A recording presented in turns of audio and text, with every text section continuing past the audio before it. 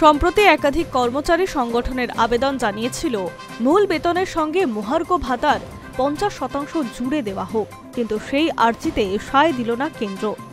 সোমবার সংসদে অর্থমন্ত্রক জানিয়ে দিল, এই মুহূর্তে কেন্দ্রীয় সরকারি কর্মচারীদের মহার্ঘ ভাতার মূল বেতনের সঙ্গে মিশিয়ে দেওয়ার কোনো পরিকল্পনা নেই কেন্দ্রের। অন্যদিকে অর্থমন্ত্রী পঙ্কজ চৌধুরী সংসদে লিখিত জবাবে জানিয়েছেন, মূল বেতনের সঙ্গে মহার্ঘ ভাতা জুড়ে দেওয়ার কোনো প্রস্তাবের সরকারের কাছে আসেনি। তাছাড়া বিষয়টি সরকারের বিবেচনাধীনও নয়। মূল্যবৃদ্ধির বিষয়টি মাথায় রেখে ভোক্তা মূল্য সূচক অনুযায়ী প্রতি 6 মাস অন্তর মহার্ঘ ভাতার পরিমাণ নির্ধারণ করা হয়। কর্মচারী সংগঠনগুলির বক্তব্য, মূল বেতনের সঙ্গে মহার্ঘ ভাতার 50% জুড়ে দিলে মূল বেতনের পরিমাণ বৃদ্ধি পাবে। পরবর্তীতে অর্থ কমিশন কার্যকর হলে সেই বর্ধিত বেতনের ওপর নির্ধারিত হবে মহার্ঘ ভাতা। কর্মচারী সংগঠনগুলির ওই দাবির পর কৌতূহল তৈরি হয়েছে বিভিন্ন মহলে, কিন্তু সোমবার সব জল্পনায় জল ঢালল কেন্দ্র।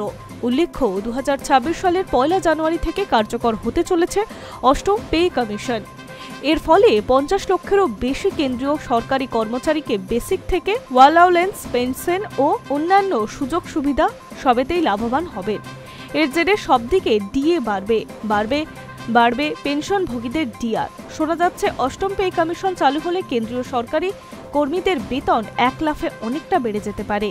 এক সর্বভারতীয় সংবাদ মাধ্যম সূত্রে খবর, ফিটমেন্ট ফ্যাক্টর 2.57 থেকে বাড়িয়ে 2.86 হতে পারে।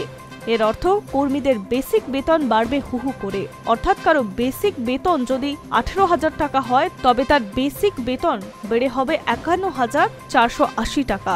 High News network.